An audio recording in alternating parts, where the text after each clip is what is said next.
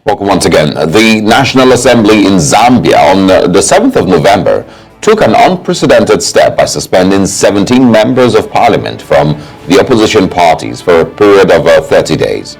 The suspension followed an alleged incident of misconduct that took place during a parliamentary session the previous week.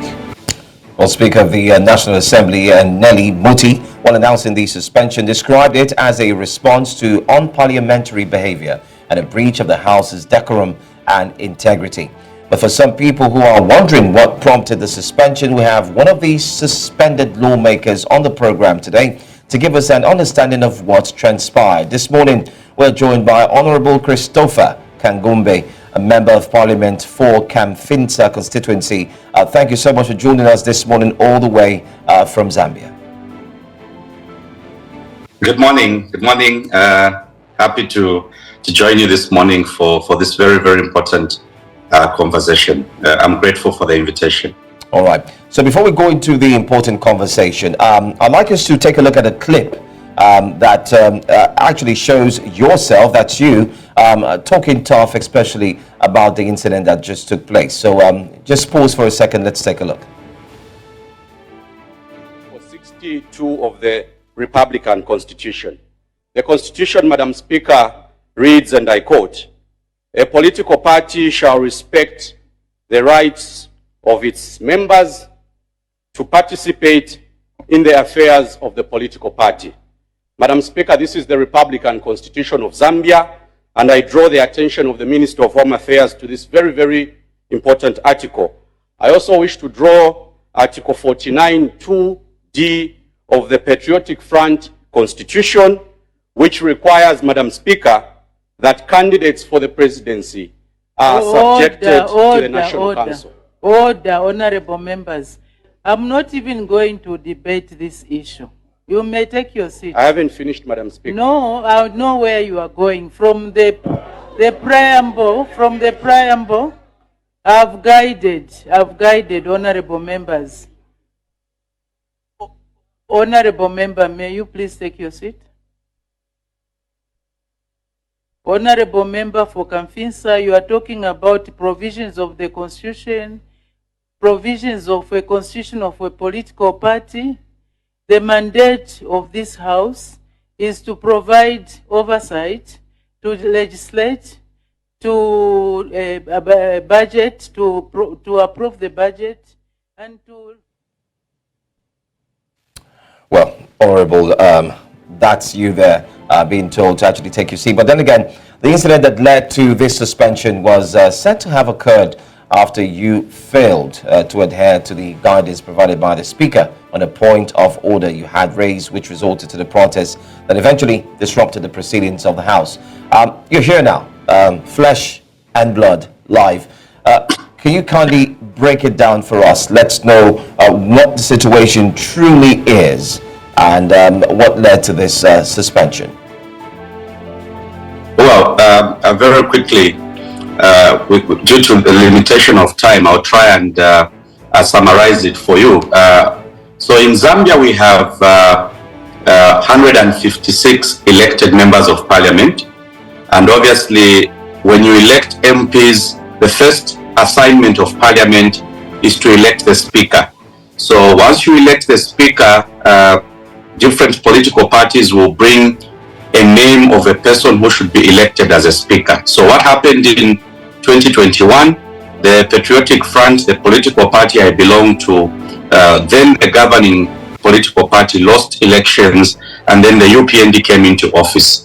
Now, when they came into office, they got more members of parliament elected. So when time came to pick who should be the Speaker of the National Assembly, the UPND came with a name, and this person was Madam Nelly Mutti, who is the current Speaker. The Patriotic Front decided not to field any candidate. We said, this is a lady, she's coming from the law profession. We believe she can manage the affairs of parliament. And that is how she was elected unopposed. Now, the procedure of parliament, very quickly, is that after you elect the speaker, 7 days after electing the speaker, you have to elect the leader of opposition. Now, the leader of opposition is basically one amongst the opposition members of parliament, because PF has got 58 MPs, and because it has 58 MPs, it reserves the right to elect its own leader of opposition.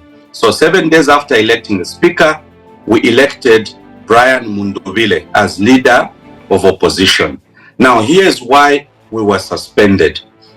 In the last 2 years, the Patriotic Front had started the process of identifying who should take over as president of the political party. Now, because the Speaker of the National Assembly in October decided to receive a letter from one of the MPs suggesting that the PF had changed its leader of opposition, members of parliament from the PF objected.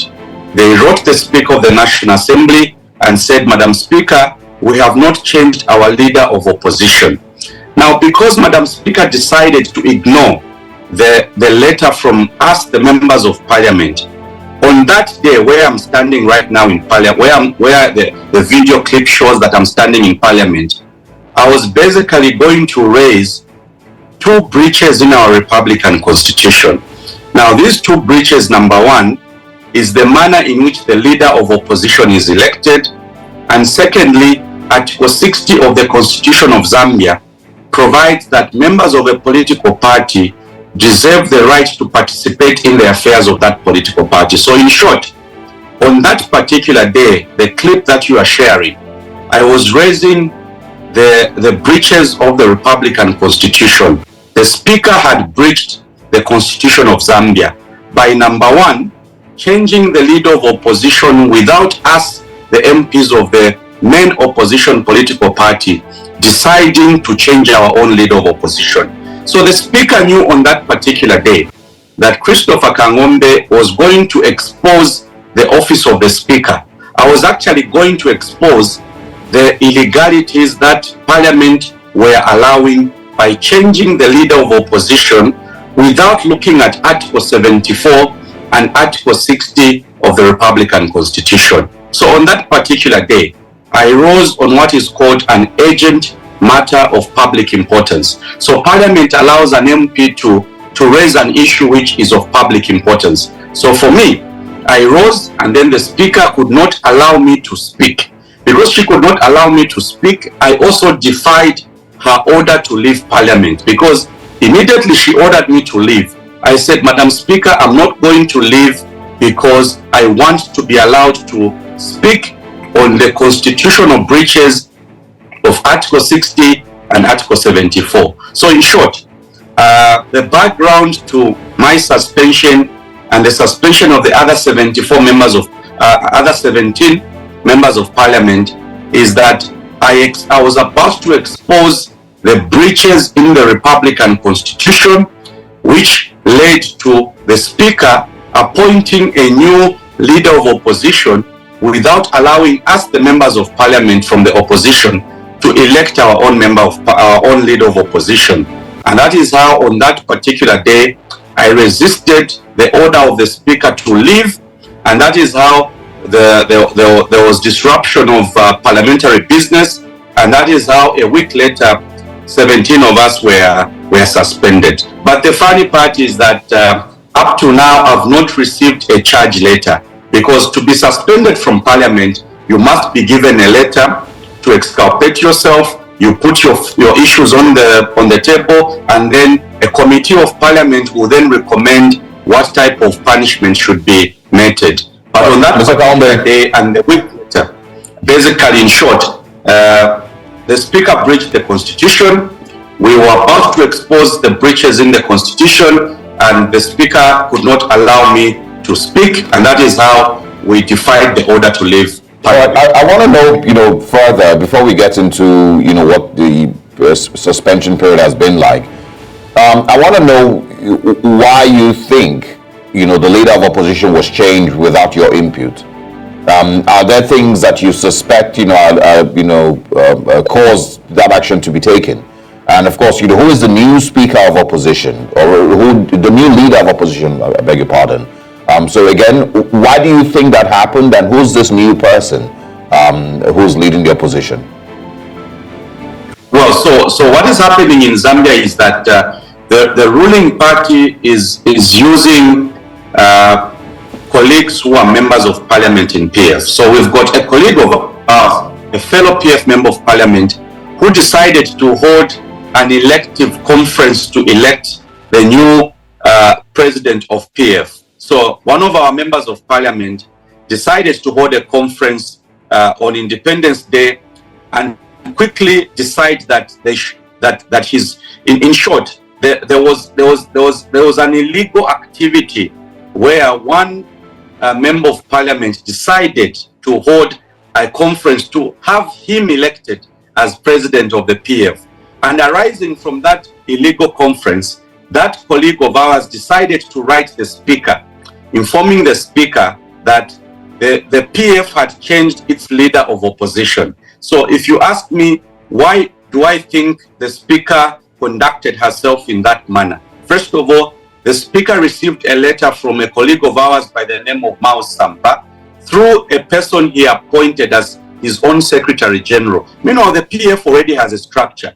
So out of that letter, the speaker acted on that illegal letter because the letter was suggesting that us members of parliament had decided to change our leader of opposition, when in actual fact, we have not changed our leader of opposition. For us, Brian Mundubile remains leader of opposition. The new person who has been suggested by this group of PF MPs, this other faction, is basically Robert Chavinga, who's another MP for PF. So based on that letter, the speaker acted. So my point is, I was going to raise that breach. I was going to expose that illegality, and that is how we were suspended. Okay. It seems the Zambian parliament is used to suspension. In 2017, about 30 or so, or thereabout, members of parliament were suspended. And the reason why they were suspended, I'm talking about the UPND, is a result of missing the presidential speech. If you recall as well, in 2022, I think sometime in March, about 30... It was last year. Yes, last year. Patriotic Front members of parliament were equally suspended as well, especially when they blew hot just for raising their voices against the budget. And now there's another suspension. Why suspension the last point of a resort, especially for members of parliament and of course for the legislature? Is there any other means? And most importantly, my second question in adding to that, why it is always resorted to, is this. The speaker, can she or did she eventually listen to the voices of the members of parliament in line with what she had decided to say? Well, for the 2017 incident, the standing orders of parliament are very clear. Even if you don't agree with what the president is saying, you cannot walk out on the president of the Republic of Zambia. So when President Edgar Lungu then was about to deliver his speech to parliament, our colleagues from the UPND walked out. So now the standing orders don't allow any person to walk out on the president when they are delivering a speech to parliament. Those of us who are in the opposition today, we've had 2 or 3 or 4 speeches delivered by the new president. We've never walked out because it is against the standing orders. So I wanted to make it very clear that the standing orders do not allow MPs to walk out on the president. Number 2, the 2022 suspension of the 30 of us last year, we were suspended because the executive arm of government, through the Minister of Finance, brought to Parliament a budget which showed figures that were wrongly quoted. In short, the budget was being presented based on a repealed piece of legislation, which is the 1996 Republican Constitution. So we asked the executive arm, go back, go and redraft the budget and bring it based on the new constitution of Zambia. But the Minister of Finance insisted that he was going to deliver a budget based on the 1996 repealed Republican Constitution. And that is how we disrupted business. Now, because you disrupt business, again, the standing orders do not allow you to disrupt business. And that is how we were suspended. For this particular suspension, the Constitution under Article 60 and under Article 74 describes how leader of opposition must be elected. We exposed the breach. Madam Speaker was not happy that we exposed her participation in the illegalities, and that is how we were suspended. Is suspension the last resort? Unfortunately, precedence has been set that the Speaker has got powers to decide whether MPs should be suspended or not, because that is how the standing orders have been structured. And for me, as a new member of Parliament, I find this very strange, because speakers will get away with these illegalities for as long as their powers are not controlled in the standing orders. And I do hope that as we review these standing orders, we should not allow speakers to get away with the law. We should not allow presiding officers to promote illegalities simply because they are in charge of Parliament. You know, this 17 days, because I also read about someone who's suspended even more than 17 days. I think he's going to be on suspension till the 26th, I believe, of December. Emmanuel Banda, that's his name. So I want to know about, you know, his particular case, Emmanuel Banda's case, and also how does, you know, this suspension affect your, you know, representing the people that, of course, put you in the House? Well, first of all, this phase, October, November, December, is what we call the budget session. This is where the Minister of Finance brings his budget. This is where we argue that there isn't enough money in healthcare. This is where we argue that there isn't enough money in education. This is where we argue for our constituencies. This is where we demand for more resources. This is where we believe if you lose these 3 months, the budget will pass without it being scrutinized. So this session, the fact that 17 MPs have been suspended for 30 days, and then for Emmanuel J. Banda, his suspension is the 30 days together with some of us, which is the first suspension. Then he's been given an extra 14 days because Emmanuel Banda is an independent member of Parliament. Now, independent members of Parliament are 13 in Parliament. They also have who they call independent whip, meaning they also have their own leader. Now, because Emmanuel Banda was removed as leader of the independent MPs, he challenged the Speaker on the floor that, Madam Speaker, why are you allowing for this activity to take place when you know very well that we are only 13 and we should be allowed to participate in our activities as independent MPs? So arising from him challenging the Speaker decided to suspend him for 7 days. Then while he was exiting, he made another comment. So that comment attracted another 7 days. So in short, for Emmanuel Banda, he's got 3 suspensions, 30 days together with some of us, 7 days for challenging the Speaker, 7 days for making a comment while the Speaker was delivering a ruling. So that gives him 44 days of suspension. Now for me, and this is my point, the budget session, just like the other sessions of Parliament, you can't deprive members an opportunity to speak in Parliament and expect that they'll sit quiet, knowing very well that they've been sent to Parliament to speak. I feel that the Speaker of the National Assembly, Madam Nelly Mutti, should remember that, first of all, Parliament is where MPs should speak. If I'm not able to speak in Parliament, if I'm not allowed to exercise my right to speak, if Emmanuel Banda, who is the leader of the independent MPs, who do not belong to any political party, cannot express themselves in Parliament, where else are we going to express ourselves? Should I wait for News Central from Nigeria to invite me to speak, for me to be able to express myself and expose the breaches in the Republican Constitution? The answer is no. But I want to say, before I lose my opportunity, very quickly, in Zambia, the UPND, which is the ruling party, has realized that they are on the verge of losing elections in 2026.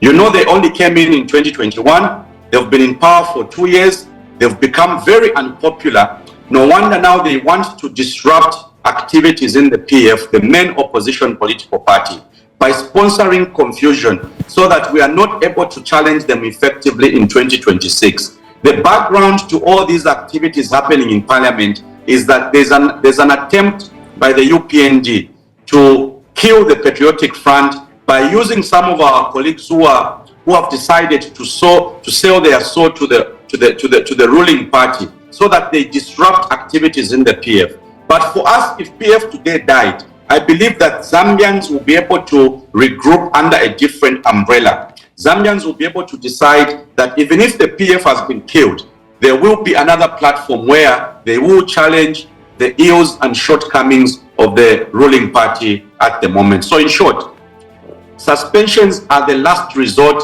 but unfortunately, they are denying us the opportunity to scrutinize the proposed national budget. So there's a lot that we can take out from your statement so far. Well, also leaning towards a political divide, especially looking at the political parties that are indeed looking forward to take part in the next elections. Well, the UPND, no doubt, of course, the president himself, Hakainde Hichilema. Before we let you go, what do you make of his tenure so far? Do you think there are changes? And since you are also part of those who make laws that would govern the nation, what laws have been made in order to help Zambia get out of its debt tragedy? Well, first of all, in 2016, the Patriotic Front took to Parliament an amendment to the Constitution of Zambia. And the Constitution of Zambia in 2016, moving forward up to where we are today, began demanding that for any money to be borrowed by the country, an annual borrowing plan must be brought to Parliament. Okay? Now, an annual borrowing plan spells out how much money Zambia wants to borrow and for what purpose they want to borrow that money. That law was enacted when the Patriotic Front was in government. So what has happened now is that there's been implementation of that provision in the Constitution. So today, if UPND in government, which is now the ruling party, if they want to borrow money, they have to bring an annual borrowing plan. And that is how come now that we are able to have Parliament scrutinize any proposed borrowing that has to take place. Are there any other laws that have been implemented? Yes, we've challenged some of the pieces of legislation that have come to Parliament. Others just require fine-tuning. But I'll say this, and I'll say it very quickly before I exit. Borrowing for the Republic of Zambia was necessary. Zambia had an infrastructure gap. We had no school infrastructure. We had no road infrastructure. We have underdevelopment in most rural parts of Zambia. The Patriotic Front in 2011 recognized that there were these gaps in infrastructure and decided to secure finance through borrowing so that we could be able to bridge that gap in terms of healthcare, education, and general infrastructure so that the wheels of the economy could rotate faster. Has the new government stopped borrowing? They are also borrowing. In 2 years, they've borrowed close to $7 billion. So as much as they would want to criticize the Patriotic Front for borrowing, the PF borrowed for infrastructure that was necessary. And I believe that as a country and many other African countries, you need to recognize where the gaps are, close those gaps, and allow the country to progress. And that is what the Patriotic Front did. So come 2026, we will challenge the new government on what they've delivered. The cost of fuel has gone up. We are now at 30 kwacha a liter. 30 kwacha is above maybe $1.5 a liter at our current exchange rate. We have challenged the new government on why they've allowed the cost of mealie meal. Mealie meal is our staple food. We eat a lot of maize, which is converted into mealie meal. The bag has doubled. So we've challenged the new government on the cost of living. And we believe that there's need for the new government to look at how best to reduce the cost of living. And those are some of the things that are putting pressure on the UPND in government. And that is why we believe that 2026 will have the easiest election when we get back to power. I also want to ask, because you can't be very effective if you keep getting suspended, and this I think is not your first suspension. Is there ways that the House can be managed properly with the political differences and personal interest, political interest that would also show up every now and then? Is there ways that it can be handled differently, so you can represent those who have sent you to Parliament, but at the same time be effective representing them, but at the same time not be getting suspended because of these clashes with the Speaker and with other personalities in the House? Well, we need to begin adopting a bipartisan approach to parliamentary business. Bipartisan in the context that you have the opposition have got a leader of opposition, the opposition has got an opposition whip, then the ruling party has got a government whip, and they've got the leader of government business. So these stakeholders must be able to speak and agree. What are the contentious issues? What are the issues that are affecting the opposition? What are the issues affecting the ruling party? So that when we go into Parliament, we have a bipartisan approach. We've got these different political parties speaking to each other and agreeing on what needs to be tabled in Parliament in terms of bills, in terms of legislation, in terms of budgetary allocation. What I've found as a new member of Parliament, for me who has worked at local government, I was the mayor for one of the biggest cities in Zambia. I believe that Parliament does not allow for coexistence because of the whipping system. The whipping system is where before you go to Parliament, the ruling party is told, do not vote for any proposal coming from Christopher Kang'ombe because he's an opposition member of Parliament. What I would want to see in Parliament in Zambia is a situation where people are able to present ideas before the actual Parliament session.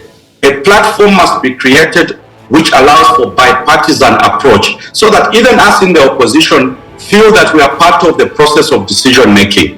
If that does not happen, Parliament will remain a very volatile environment, an environment where 2 different or 3 different political parties are not able to discuss ideas and shape the vision of the country. So for me, a better approach would be leader of opposition, leader of government business, the 2 whips. They ignore the whipping system, they decide to come together so that when we have ideas, we are allowed to shape the destiny of our country in a more productive manner. All right.